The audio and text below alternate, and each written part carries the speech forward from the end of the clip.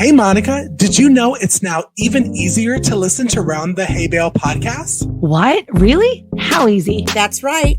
All you have to do is say, Alexa, play Round the Hay Bale podcast. Playing Round the Hay Bale podcast on Apple Music.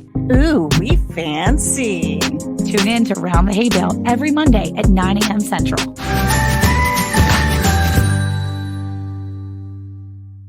Round the Hay Bale is brought to you by... With gardening season in full bloom, Cayce certified organic products are just what your garden needs. From fertilizing your orchards to feeding your soil, Cayce's calcium-based fertilizer gives your plants the essential minerals they need to thrive. Applying Cayce to agricultural soils and waters has been proven to increase plant and crop yields while making vegetables and grains healthier and more nutritious. In addition, Cayce can help restore the nutrient balance in animals when they're fed plants grown using Cayce in both soil and water. To check out all of Cayce's organic products, visit cayce.com and use our promo code HAYBALE for 10% off of your purchase.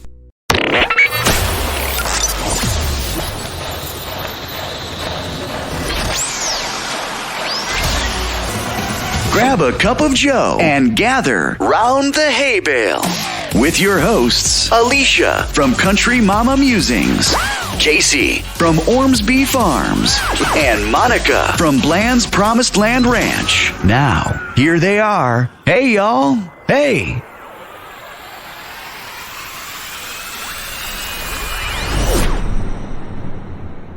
Hey, y'all. Hey, welcome back to Season 4 of Round the Hay Bale. We're so happy that you're able to join us. Let's get started with Season 4. I'm Alicia. Hey, y'all. It's Cayce. And I'm Monica. Welcome back to Round the Hay Bale. Today, we are getting started with our episode 2. We are talking about Homesteading 101. You know, everybody's journey looks so different. And so today we're going to be talking about how we got started on our homesteading journeys. And we're going to be giving you guys some tips and tricks on maybe how to start your homestead, whether you're just starting out brand new, whether you're into it a little bit, maybe you're a newbie, or maybe you're a seasoned homesteader. Maybe there's some things that we can say with you, with telling you about what we've done and how we've gotten to where we are. And maybe some of the things we're going to say today will help you in your path to finding your homestead love, I guess. You know, everybody's journey looks super different. And I know for sure mine and Alicia's and Cayce's look so different. We all come from different backgrounds and we all come from different areas. And so I'm going to get started with mine. I'm originally from Maryland, and my husband and I, we have a large family. And when we started this homesteading, if you want to call it that at the time, this journey that we're living now, it kind of started back in 2012. My oldest was about 12 years old, and I noticed that I really wanted to start eating healthier. We noticed that some of our kids just were having some issues, and I thought that, you know, my daughter has eczema. I'm already making lotions and doing some natural things, so I want to start eating better. And so we lived in a 1,000 square foot townhome. Like when I say we lived in a townhome, it was small. We had 6 kids at the time. I was pregnant with my 7th, and I knew that I wanted my kids to start eating better. And so we really couldn't grow food like that I wanted to do for the capacity that we needed at our house. And so we also had HOA. So that really restricted what we were doing at our actual place. And so we went to my in-laws and we like propositioned them and we said, hey, we really want to grow a garden. We want to have a garden. We want to grow our own strawberries and potatoes and lettuce and tomatoes. We want to grow our own food. And my in-laws are amazing and as supportive as they could be. They were just kind of like, yeah, go for it, because we've never been able to grow anything here. And so Eric took that as a challenge and started making some phone calls. Found some farms kind of in the area, but not really, because we literally live 20 minutes south of Baltimore City. And so if you guys know anything about city life, you'll know that you kind of have to go further outside of the city. And even in Maryland, that area, it's very much a suburbs. It's not country. And so we found a place that had a horse farm, was a horse farm. And they had lots of horse manure. And so we grabbed a big trailer full and drove it back home. I think we went like an hour away too at the time. It was really far to be hauling horse poop. And so we drove it all the way home. In the meantime, while we're driving, by the way, we also got our very first flat tire on this trailer. So that was really fun. Changing a tire loaded to the max with horse poop. That was fun. So we get the trailer home, we throw it all down, and we begin our gardening journey. And let me just tell you, that was so much fun. The first season, watching the kids like pull food from the garden was amazing. And so after that, I figured, well, we're eating our own vegetables and fruits and stuff. And so my dad had a little bit of a yard. He had like a quarter of an acre. And I was like, Dad, you have a yard? I'm growing vegetables and fruit over at my in-laws. Maybe we can get some chickens and we can keep them at your house. And of course, like my sister who was living with my dad at the time was like all in. She was like, baby chickens? Of course we can have chickens. And so I went and introduced myself to the local feed store lady. And she was super sweet. And she was like, of course I got chickens. I can give you chickens. I feel like every feed store person is like a dealer and they're like ready to deal you out with all the like latest animals. Right. They're like, they're the person that's introduce you to your gateway animal, which is the chicken. And so I ordered 5 chicks and we raised them in the kitchen of our home. And again, when I say we had a small home, like our kitchen, like was an eat-in kitchen that it was like an eating kitchen for like 8 people at the time. And it was a lot of us in that kitchen. So 1,000 square feet, 8 people living in the house plus 5 chickens now. And they like lived in a little tote in my kitchen until they were about, I guess, I don't know, 9 weeks old or so. And they were feathered out. And then they, went to their new home at my dad's. And so, my dad was enjoying fresh eggs for the first time in forever because we didn't grow up like that. And my kids were enjoying fresh eggs and we were getting vegetables and fruit from the garden over at my in-laws' house. And it was a way for us to kind of outsource our homesteading, the things that we really wanted, the healthy meals, the food that we wanted to put into our body. It was super important for us to know that our kids were eating healthy. And that was one way we were able to do it. And so then in 2014, when God moved us from Maryland to Texas, and it was truly God that did it, it wasn't us on our own accord, we got here and now we have 10 acres and we have room to do these things. And it was one of these things that when we got here, we knew we could do a garden. We knew how to do poultry. And from there, we just started growing our other, the rest of our own food. And so now we grow our own food. We grow our own beef and our own pork and all those things. And it's been such a fun journey, but that's kind of how we got started. And it's been such a cool thing watching our family go from a smaller space that I know anybody can do it wherever you are to going to this big space and knowing that my garden is feeding my family plus plenty of extras because I love to share the food that we grow here with others, our extended family too. So that's a little bit about our journey.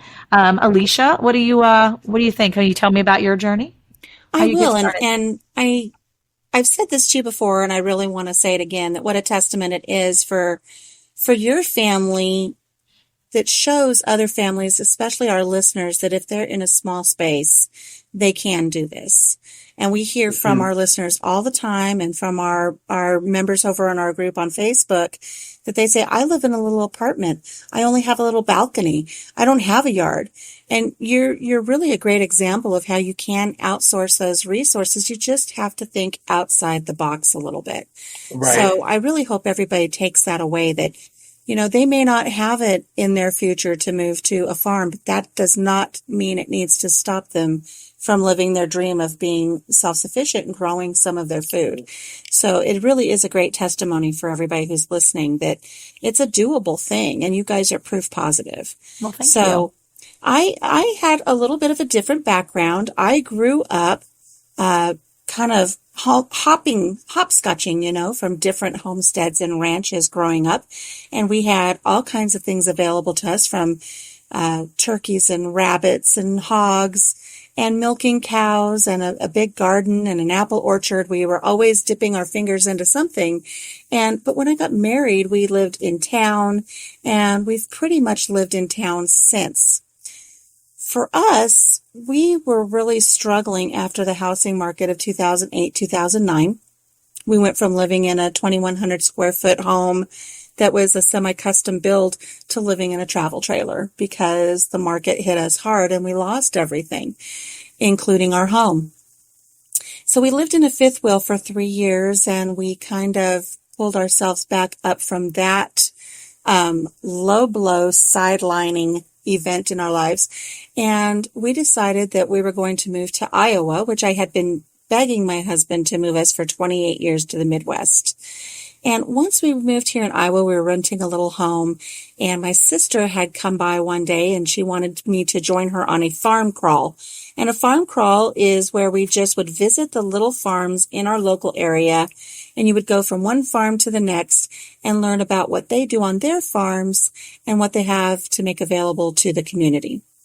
And while we were on that little field trip going to these little different farms, my sister said, hey, there's a farm around the corner that nobody lives in, and it had been abandoned for about 3 to 5 years.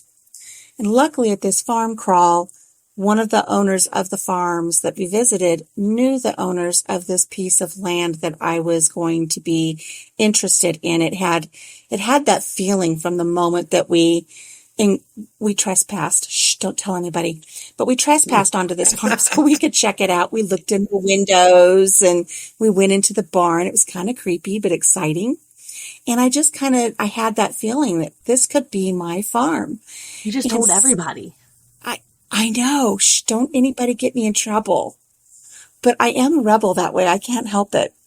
But You are a rebel, we were friend. put in contact with the owner, and I am. I won't tell you about the other places that we actually like. We actually went inside the houses, but we didn't do that here. But yeah, that was something. But I had been wanting to buy a little place on contract, and I had been saving up some money from some of my crafting work that I do. And I had it set in my mind that if I saved $1,000, I would find a place and put $1,000 down, and someday we would have a little homestead. And so we met the owners of this property that we had found that had been abandoned for about 3 to 5 years, and I loved it. And I asked them if they would be willing to rent the farm to us and we would caretake it for them. And unfortunately, they said no. And my heart was just broken because I had already started to fall in love with this little farm. But before they even got the no out of their mouth and it hit my ears and my heart was breaking, in that instant, they said, but we'll sell it to you. And we asked what the terms were, and they said they would sell it to us for $1,000 down. And then they would set up payments over the next 5 years. And I had that $1,000. So we were able to get this little farm. We moved in just 3 months after we found it. And since then, we've had our trial and errors, just like anybody who starts out on this journey has. We've been hit by a tornado. Our barn has collapsed. We've had animals that have died. We were only on this farm for 1.5 years when I was diagnosed with ovarian cancer, and things kind of came to a screeching halt. But that's what life on a homestead is. Mm-hmm. You have little roadblocks and speed bumps and things put in front of you, and you have to learn to navigate them, and you do the best that you can with what you've got, and you don't give up. And so that's what we've done. And so we've got our chickens and our turkeys and our ducks. We've had our lawn ornament animals, our little goats and our donkeys, and we call them the real farmers. The real farmers in the area make fun of us because they'll drive by. I tell you, there will be people that we've never met in our lives. And we will go into this little town where we live, and they'll ask, oh, well, where do you live? And we tell them, they're like, oh, we know you. We know you. You're the crazy ones. You're the crazy ones that sit out there in the lawn chairs with your lemonade and watch your donkeys as the sun goes down. And so they make fun of us because we're not real farmers. And I'll admit that any day. We're more of a hobby farm. But, we do get our eggs from our chickens, and we grow our vegetables in our garden. And I have therapy once a week right here on the farm. I think everybody who does homesteading needs to really schedule in a good therapy session at least once a week. And my therapy session is on a John Deere riding lawnmower. I put my headphones on and I just drive around and I detach myself from all the cares in the world as I mow this little 5 acres that we live on.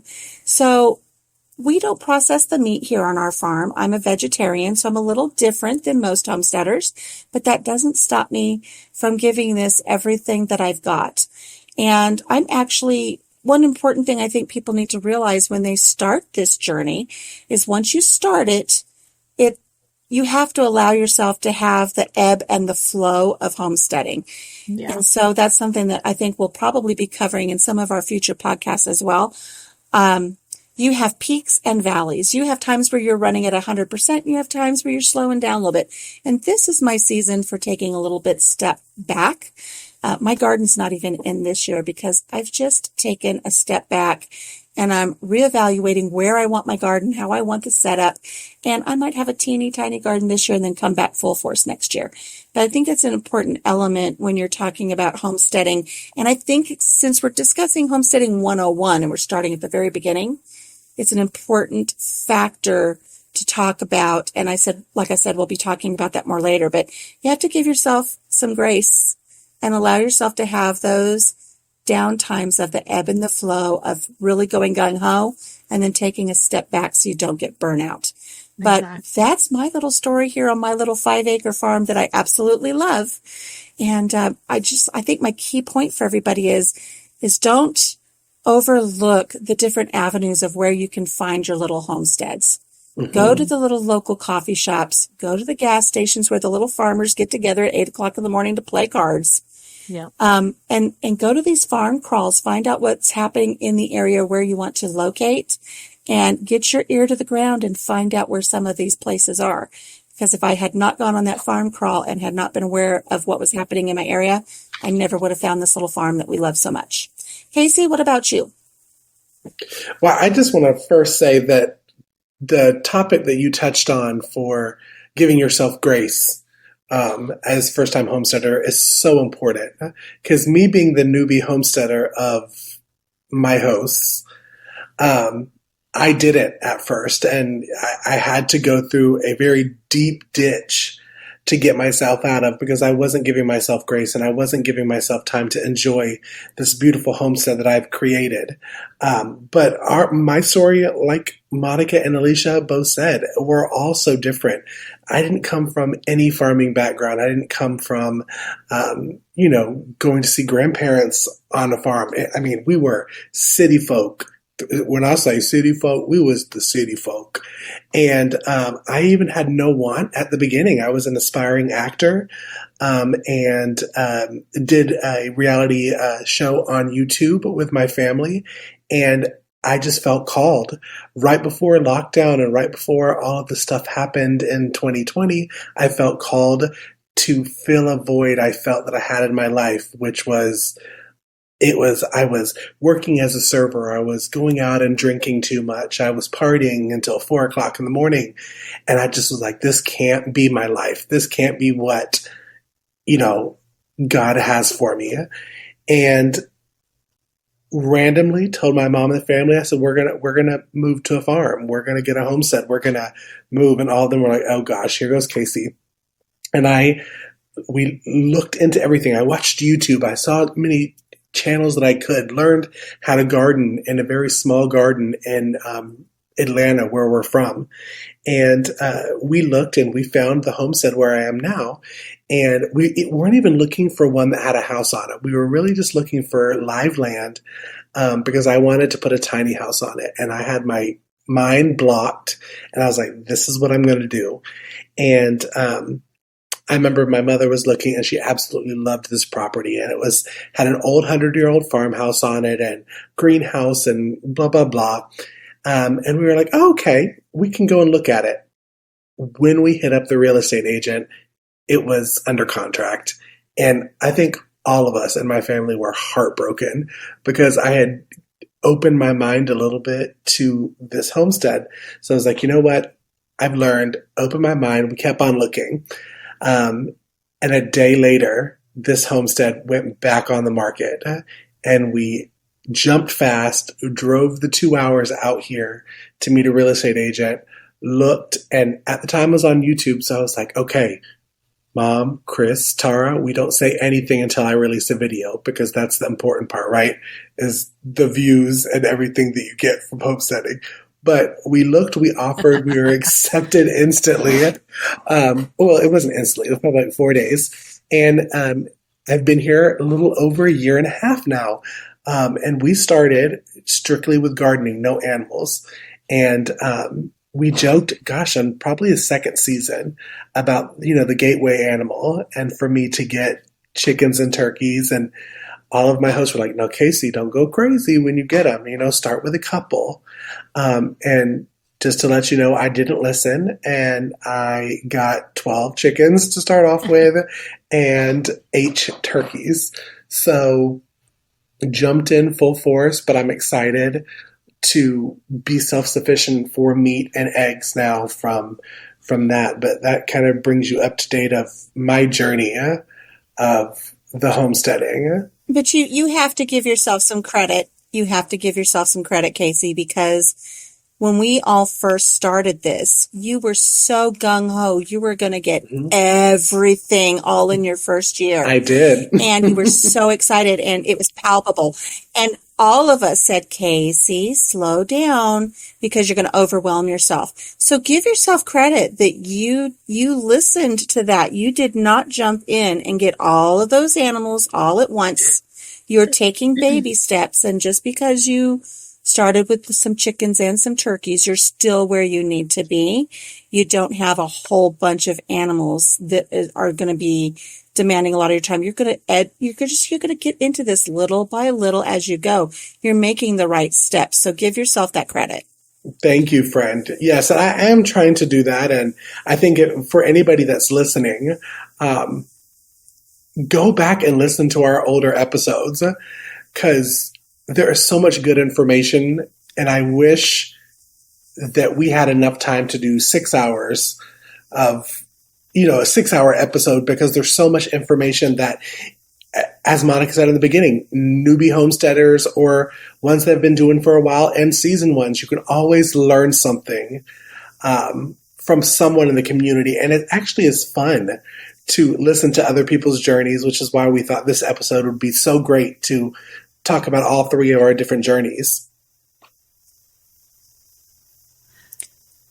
So just to touch on that. So if let's just suppose, okay, the listeners out there, or somebody is new and they really are they're still in an environment that isn't really conducive to homesteading or gardening or raising your own food in any way.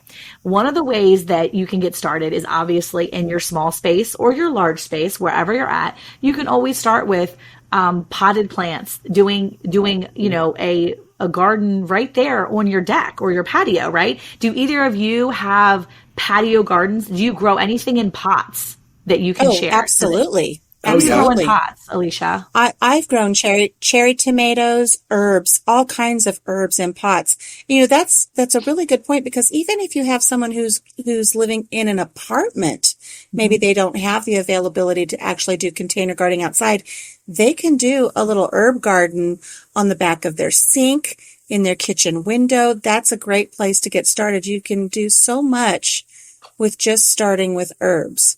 And then maybe you can graduate a little bit more to doing, a 5-gallon bucket of potatoes or tomatoes or something like that. But I've done quite a bit out here on our deck. And then as far as our farm goes, I know, Monica, you've got a beautiful garden. Cayce's garden is looking amazing already this year. I have a raised garden. I do everything in the stainless steel troughs. Because of my health, I don't do anything where I have to bend down or get on the ground. So all of my gardening is actually container gardening. And I like that it's given me a little bit of freedom to move things around where I want it. So I have everything from little pots to 3-gallon buckets, 5-gallon buckets, all the way up to the larger troughs that I use now. Well, I think that's important, Alicia, that you say that. That's a good point. And yeah, go ahead, Cayce. Well, no, I was just going to say that there are some of the veggies, when we talk about plants, we talk about, annuals and perennials. And, when we get deep, dark into that, potted plants, especially a potted pepper, is one that you can bring inside if you're in an apartment from a deck that will grow the next year. You don't have to pull it out. So I think that's another kind of, and when we talk about the gateway stuff, I think peppers, because they're super easy, they're super hardy. They're like a gateway. The gateway drug for gardeners is doing some cherry tomatoes that are good in container gardening, or doing a small bell pepper plant that you can test out your gardening skills. Yeah. So I think that's really important too. One of the things that Alicia touched on, and it was really great, Cayce, because Alicia touched on the idea that as you start your homestead or you're starting any kind of journey like this, you really want to know your limits. If you have physical limitations that are going to keep you from bending over, it doesn't mean you can't grow a garden. It doesn't mean you can't grow your own food. It just means you have to improvise. You have to think outside of that garden box and think into what will work for you. So it's not necessarily know your limits, but it's know yourself enough to give yourself encouragement to find out where you're going to grow outside of that gardening box. You know, sometimes you are in a little garden box, or sometimes you're in a big garden space. Sometimes you can grow in your home under grow lights. I know that's where I start a lot of mine, but I've also seen people start and grow full vegetables under grow lights. I mean, if you can take it outside for a few minutes a day, great, but growing in pots, you can do the, what is the aquaponics, or what was that, Alicia, that you were doing with the Kratky. The Kratky method. The Kratky method. Yeah. There's so many different ways to garden inside your home as well as outside. So I think that that's super important to know your limits, if you will, but also just know what you can do. And then I wanted to talk about too, when you start your homestead, you know, we all started from different areas. You know, Cayce was still in Georgia. He just went from the city to the outside of the city. And then Alicia went from one state to another, but she moved. Yeah, right. But Alicia, did you move to Iowa before you actually found your house? Yes, we moved out here and we rented a little home for about 6 months before we found this farm. So you're actually at that location when you were looking for your big farm. Correct. So just, you know, don't paint yourself into a corner. There are a lot of different opportunities. You just have to make them happen, be aware of them. Be willing to sacrifice a little bit. You may not just get right into your homestead when you first start looking. You might have to rent a little 2-bedroom, 800 square foot house.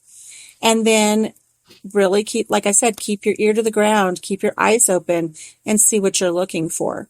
But it also goes back again to, you may not have the availability to move. You may not want to move. You can still do things right where you are, and don't let anybody put the label on you that homesteading is only done one certain way. It's not, and that's what we're here to tell you today. Yeah.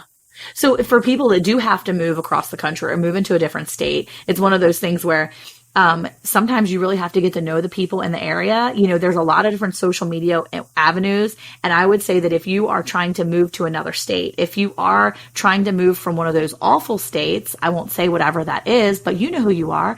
If you're moving from one of those states and you're going to an amazing state, you know who you are. I'm from Texas now.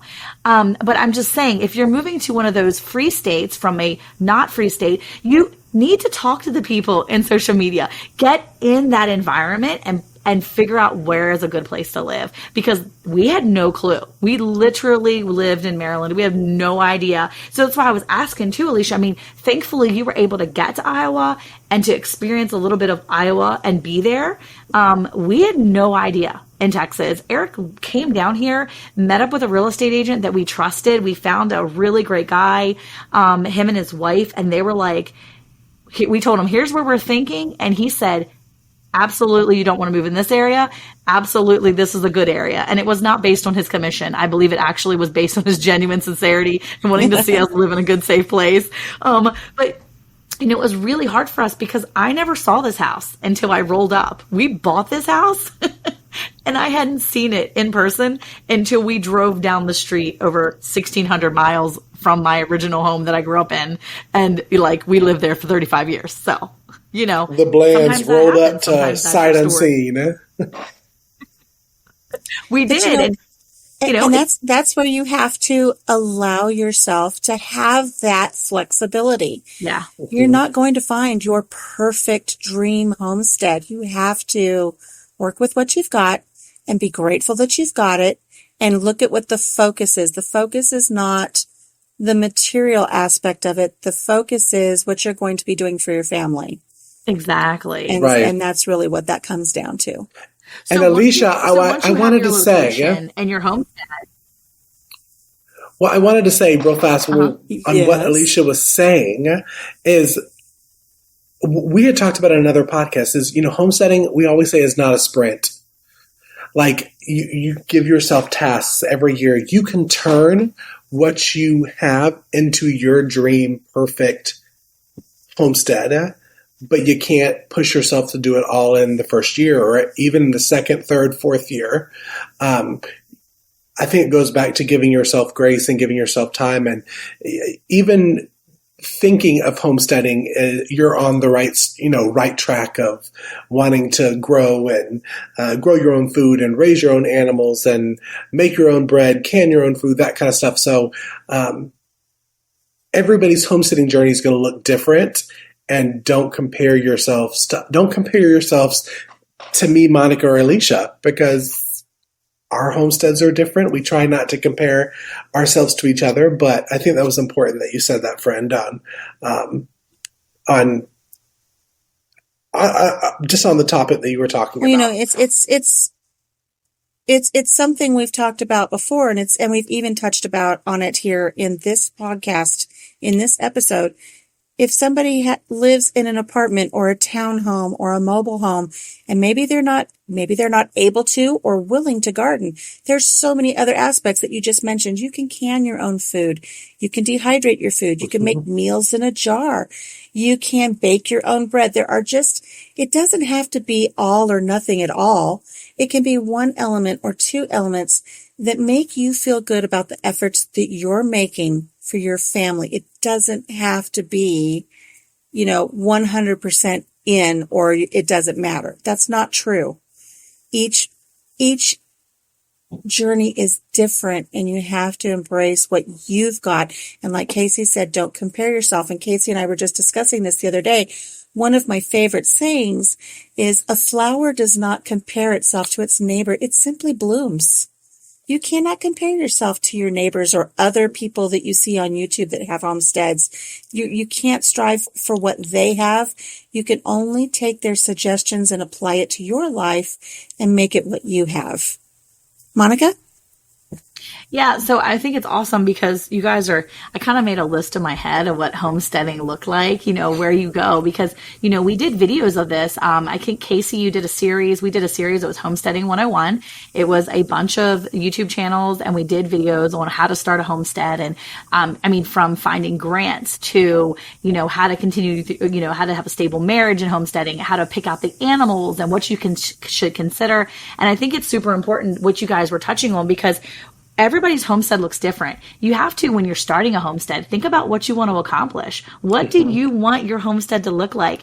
And, that changes too. It doesn't always look the same. Alicia's homestead is a place of solace and peace. And for her, it's right now in her season of life, it's different than what she probably was just doing a few years ago, where she was really stocking up and really filling her pantry shelves.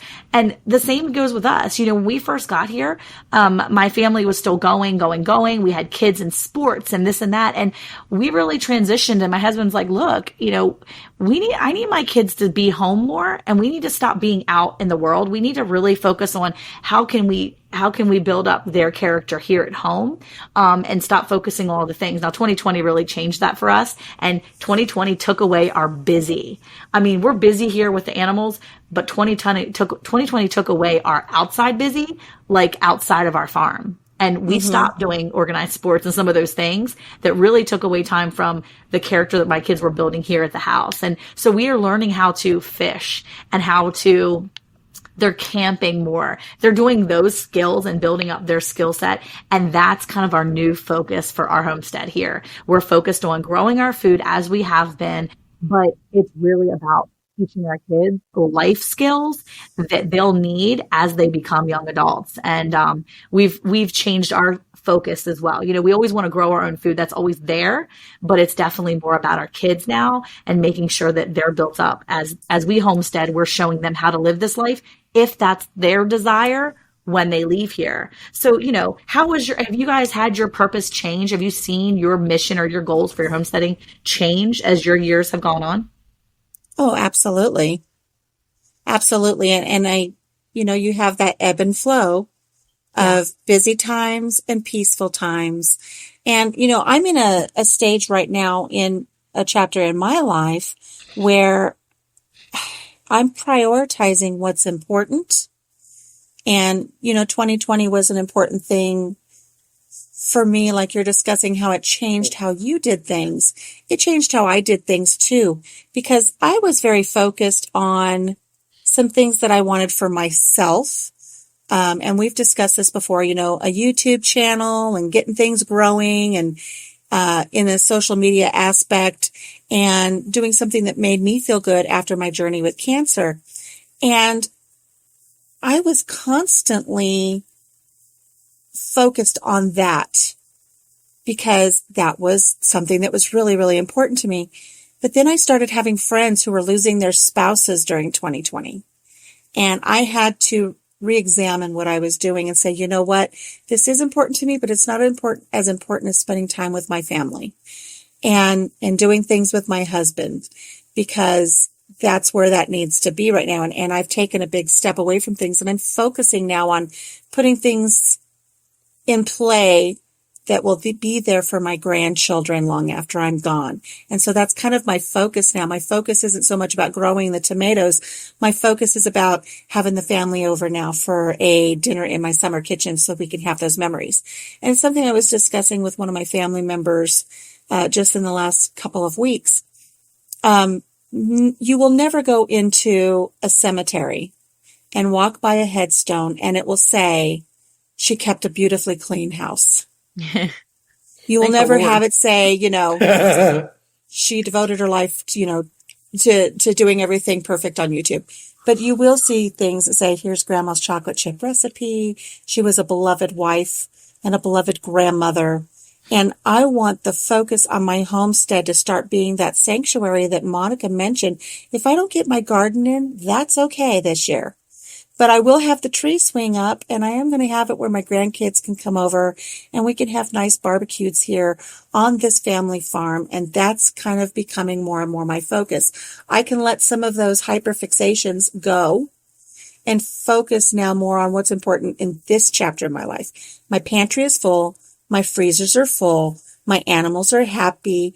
My husband is well fed and comes home at the end of every day at the end of work. And he's happy here. This is his sanctuary. And that's what I needed it to be. Because when we lived in a very large state, in a large community, he was tired of that dog-eat-dog world, the keeping up with the Joneses, the big house, the boat, the motorhome, the cars and the trucks and the status. And now we live in this little farmhouse. It's 120 years old. And, some days it really shows. And it's messy and the animals are running around and we got dog hair stuck to our t-shirts. But he's happy and he's relaxed. And this is where he wants to be. So that's my focus on my homestead. And it's not saying that the focus on other homesteads are wrong. It's just that we're all in different chapters. And this is the chapter that I'm in right now. I hope that makes sense. Yeah, It does. absolutely.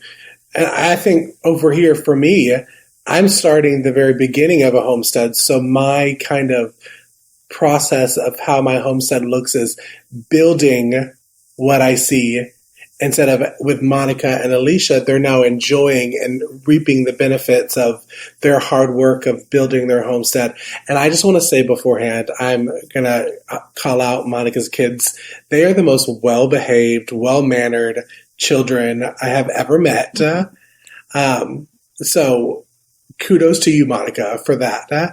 And that is one thing that I'm trying to grow on this homestead is building a environment to raise children in.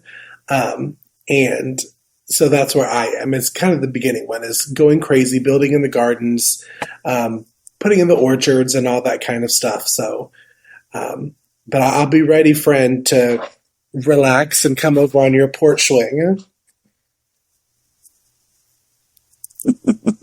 Well, have you noticed that as your homesteading journey has gone on, that you have changed your focus more, Cayce? I mean, you've been there for a little bit of time, and I'm sure that you had a plan, right? You had a plan when you first got there. This is what I'm going to do. And that's important when you start a homestead, when you start that journey, you should definitely have a plan in mind, have some goals, have kind of a purpose. Do I want to be a rescue? Do I want to be a sanctuary for animals that are hurt and abused? Or do I want to just only take in animals that I can use and grow for meat? Is it everybody on a payroll? You know, that's what Eric always says. Every animal on this farm is on payroll. It doesn't mean we eat our cats and dogs. We do not. But it means that they serve a purpose. We have 2 boxers, and we have 2 boxer dogs, and they work. They are my protection. They are my dogs that are outside 24/7. When my kids are outside playing or hanging out or doing whatever outside, we have dogs out there. So if anybody comes up to that yard, these dogs are on them. I have 2 blue heelers. They are not, obviously, they're working dogs. They take care of our cattle. They work our cattle. They move them around when we need to. All of our animals serve a purpose here. Not to say that Alicia's don't serve a purpose, but when we say that they serve a purpose here, we have animals that if they aren't producing for us meat, the bigger animals, the other animals that we have that are specifically for that, if they're not producing meat, then they leave our farm in one way or another. You can decide what you want to do. You can look at that and decide. I know Alicia has a certain purpose for hers because they are just beautiful and they give her life and they give her that joy and that They're lawn fulfillment. ornaments. They are, but that's such a cool thing too. But you know that was your desires of your heart too. Cayce, Sure. have you noticed that as you've made a plan, because I know you had a plan because you're a planner, and as you had a plan to go into your homestead, have you noticed your focus or your ideas or some of your goals for homesteading? Have you noticed them changing more just in the past year and a half? I think the plans have slowed down because as you said, I'm a planner. Okay. I'm completely by the books. One thing that I learned from Eric is that everything on my homestead, including the tomato plants and the peach trees, are on payroll. Everybody is on payroll. And if you're not producing it, like we're cutting down our peach trees this fall because they are just not producing enough to warrant having them and buying the fertilizer and buying all of this kind of stuff. So I think that it's changed in the fact that I have really started focusing in on what I want my homestead to produce. Because it was kind of all over the place when I first moved here. I knew I wanted to homestead, but I didn't know what I wanted on my homestead. I just had a bunch of ideas that I was going to throw out and see which one caught. And the funny thing is, this is a funny story, is we started selling at a farmer's market this year. And in my mind, my planner mind, I said, I want to be known for our veggies. I want Ormsby Farm, to do this. And when we started the farmer's market, as most homesteaders know, a lot of our veggies were not ready. So we started selling my breads and bagels and hoagie rolls. And we have now become the bread people at the farmer's market to where if we start selling veggies, they're going to be like, what are y'all doing? Like, could y'all bring back the bread, please? So I'm kind of like switching gears now and becoming Ormsby Farm, the bread bakery, more than the tomato gardener. Well, now you've got your fruit trees that can start being put to work, and you can start making the jams to go with your bread. Because I'm going to tell you what, everybody needs a good container of jam to jelly up their biscuits. So that's right. And it's important, Cayce, what you've just proven is you have to have flexibility. You have to be able to put all of your ideas down on paper, categorize them, and then be flexible for changes. Because if you would have started our podcast with us when we did, and we would have said, "Hey, don't discredit baking bread," you probably would have been so focused on your veggies, you would have said, "Oh no, now you're focused on your bread with your veggies," but you can see the flexibility and you can see what's going to work for you. And, that's what people need to really have in their back pocket, is that flexibility to change things up, like Monica has suggested. Right. Yeah. It's super important to be able to pivot when you need to pivot, right? I mean, everybody always yells at me, and my sister always cracks up whenever I say that. And she's like, I always think about that scene in Friends where they're saying, I was just going to say that. Pivot. But it is. So fun. It is. But that's how life goes on a homestead, because inevitably something will come up. We joke on Thursday nights, we go live, right, on my YouTube channel, and inevitably something will happen on the farm on Thursday nights that requires our attention. And I am like, this is not going to happen. So a friend of ours recently said, you need to wake up on Thursdays and tell your animals, oh, what a glorious Tuesday morning we're having. So that way they think it's Tuesday and they don't want to go ahead and cause chaos for the Thursday that is that day. But it seems like we always have to pivot in some way. We have to figure out how we're going to go from plan A to plan B to plan Z, because inevitably we're going to get there. There is Right. going to be something that comes up. And the best part about doing this, you're doing it your way. You know, we in everything we do, we're trying to ask the Lord, how can he guide us today? How can we do it his way? And this is the freedom of homesteading, is doing it the way you want to do it. Right. Not the way Cayce wants me to do it or Alicia wants me to do it. We're doing it the way we want to do it. And that's the best part, is that you have the freedom to homestead the way you want to do it. And even if you're in a small space or in a really large space, or you're in the woods, or you're in the desert, wherever you are, there are people that are doing it just like you want to do, or just like you're doing it, and they can come alongside you and help you too. And that's another thing I was going to touch on. When you're starting a homestead or you're starting this journey, make sure you tap into the resources around you. Talk to people that have gone through this journey and make those connections. Find a mentor. And you don't have to be a weirdo and be like, hey, will you be my mentor? But you can totally be like a weirdo and be like, hey, I need a mentor. I mean, do what feels comfortable to you. But find someone that's done it and ask them if they'll help you, even if it's just for that encouragement. And you know, a large percentage of the time, they're going to be willing to help you. If you just say, Right. you know what, I noticed that you grew tomatillos last year. I've always wanted to do that. Can you show me how to be successful doing that? Because I'd love that. They'll show Exactly. you. And then before you know it, you'll start developing these relationships with other people who are doing what you want to do. And you're learning from them. You're growing from them. And before you know it, they're calling you up and saying, hey, I've got a bunch of tomato seedlings. Do you want them? And you start bartering back and forth, and it's like you scratch my back, I scratch yours. And it's a wonderful community to get into, but you have to put yourself out there. You have to let them know that you need that help, and you're willing to humble yourself to ask for that help and listen to everything they have to say. And then you gain the knowledge and you can pass it on to the next person. Yes, so true. So true.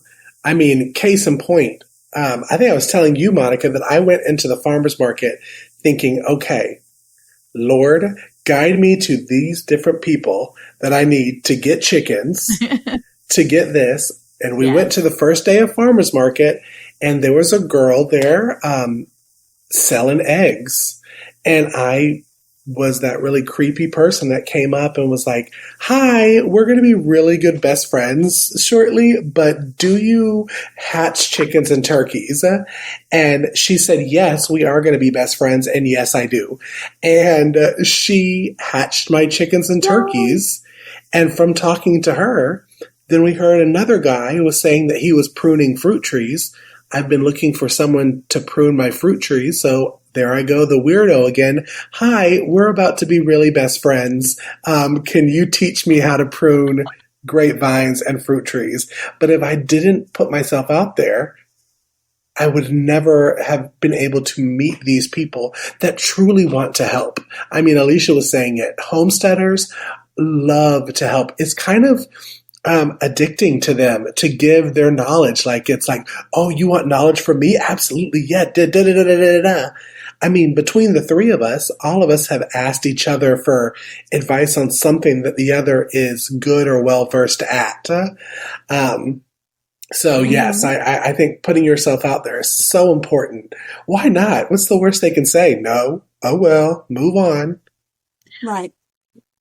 Well, I think it's important too, because nobody, and I think one thing you have to remember as a beginner at anything, you can't do this by yourself. You know, this world will tell you that you're a strong, capable human that can do anything you want to do all by yourself. I'm here to tell you that is wrong. And that is a And lie. lonely. And lonely. And it is a bad place to be because you are a strong person. I am sure of it, but you need people to come alongside you sometimes and give you that encouragement. I mean, Right. even if right now you're listening to us, we're hopefully encouraging you to get out there and do something. And we're a testimony that right there, you need people because you're listening to something that is going to encourage you. But you do need that encouragement. You need that help and you can't do it alone. And sometimes sometimes you feel really humbled and realize that in the end, you really do need people. And homesteaders, I think, really like to share, like Cayce was saying, because most of the time, experienced homesteaders have failed and they have failed miserably. I mean, I'm talking like face in the dirt, butt in the snow, whatever it is. Is that a jab at me? They have failed miserably in some way. And because of that, they're willing to share what they have done so that you can do it better without you being the one to take the tumble. Because we have all taken tumbles in one way or another. Sometimes it's a physical tumble, Alicia, but we're all learning that we can help others to not tumble ahead of time. And, we had a couple of friends of ours that we met when we first got here. They were amazing people and they knew how to tube feed babies. They had to learn the hard way. They were tube feeding calves and it was really hard.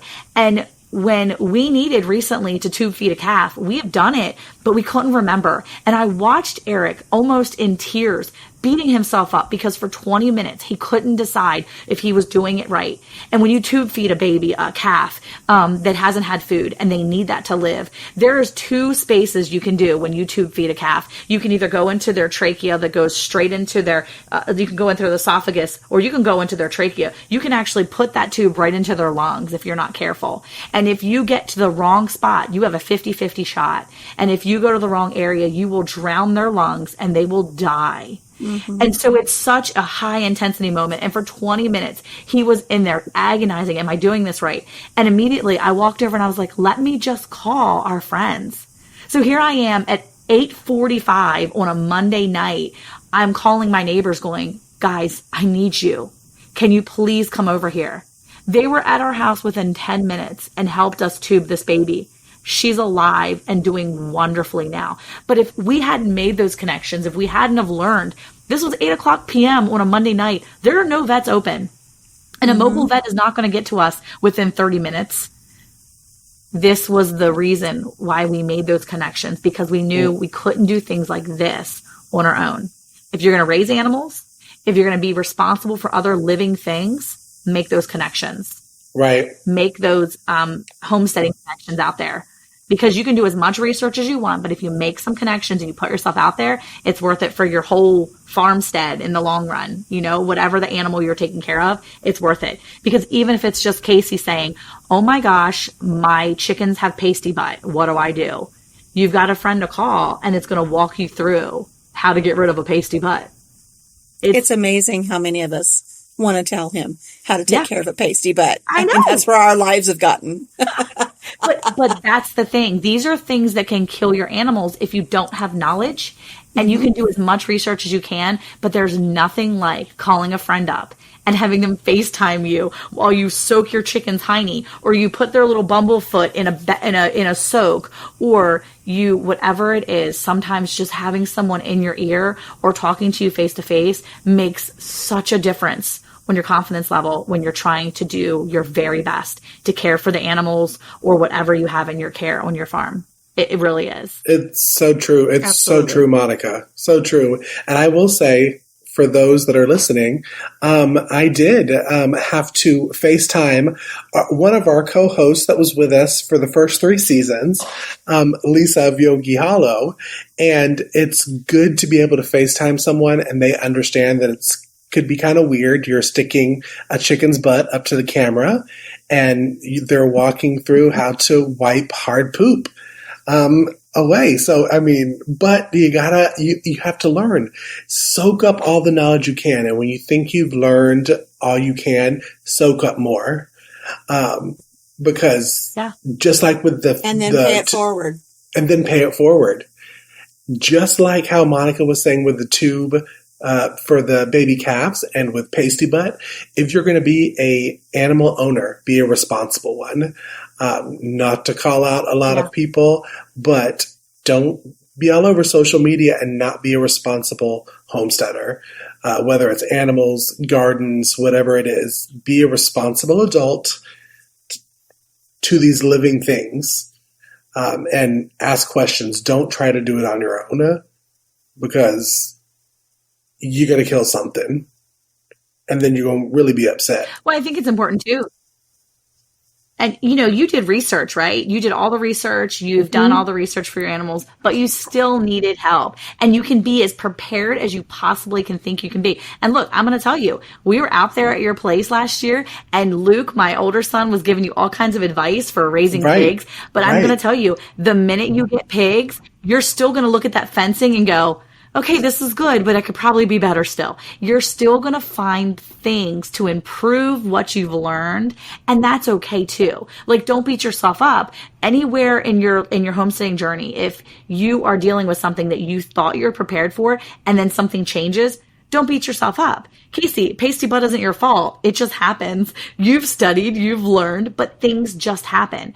We didn't do anything wrong. We could have maybe offered more minerals, or maybe there's things we could have done to prevent this calf from being sickly at first. But that's another thing you have to understand too, is just when things go wrong, when your tomatoes start dealing with blight, it's not anything you've done necessarily wrong. It's just life, and you can fix it, or you can, help it somehow. You learn from those mistakes, and you grow so that the next time it happens, you're better. And now you can share that knowledge with someone else that's dealing with the same exact thing that you're dealing with. Mm-hmm. It's just like being a parent, isn't it, Monica? You can read all the books and be prepared, but until that baby's born, you really don't know what you're in for, and you grow and you learn, you make mistakes and you fix it for the next one, and you just keep going. And then you help the new moms that come along the way. It's the same with homesteading. It's the same with the animals. It's the same with the gardens. And it's a wonderful community to be in.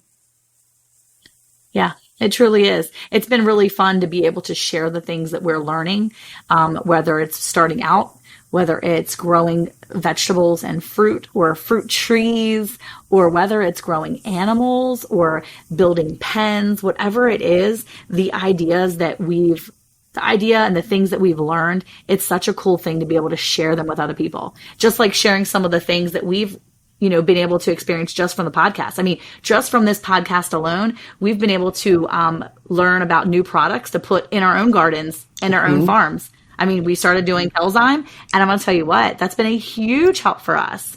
In my garden, it's been an amazing tool for us in our trees this year. And to be able to have new products and new things, and to meet new people that are also using these products on their farm, it's so cool to be able to see that and to know that you can share with others what you're learning. It really is a community. Yeah. And it's a good one to be in. Definitely is. Agreed. And y'all, the conversation doesn't stop here. When we go live tomorrow, Tuesday on Facebook Live, we will be touching on this topic again live on our Facebook page. Now, of course, these episodes are pre-recorded, but when we go live, we're going to talk about Homesteading 101. And I just wanted to mention, because we mentioned Kelzyme, that this episode is brought to you by Kelzyme. So be sure to get in our bio box and order some Kelzyme for yourself. Any final words, ladies? I think it's a wonderful topic that we've been able to come together and talk about today. And I just really want to encourage our listeners to remember, start where you are, have a plan, have a goal, have the availability to make changes as they come, and give yourself grace. Nobody does it right, 100% right out of the box. That's why it's called a journey. We're on this journey. And, just enjoy the journey and know when to turn the page and start a new chapter. And I just really want to encourage everybody to learn from each other and just enjoy the process. It's a wonderful thing to do. Yeah, I think that for me, I just definitely want to share, make sure that you make friends, make those, even if you're an introvert and you're like, yeah, I don't really like people. I'm just saying, reach out to somebody. Be that person. Just reach out to somebody. Or when you see a person reaching out to you, grab onto them and let them share with you what they've got. So make those friends, make those connections, and just do it. If you feel in your heart that you want to start something, whether it's a tomato plant or whether you want to get a little chicken or whatever it is, just do it. Don't overthink it. Just go for it and enjoy the entire thing. Enjoy the process. Enjoy the journey, because it's your journey, not anybody else's. Well said. Cayce? All righty, y'all. I think that's it for this episode. We will see you tomorrow on the live, but thanks for stopping into this episode, and we will see you, friends, on the next episode of Round the Hay Bale, unscripted, unmiked, unheadphoned, Unplugged. unplugged, all the uns in next week's Unreal. episode. See y'all next week. Bye, y'all. Bye.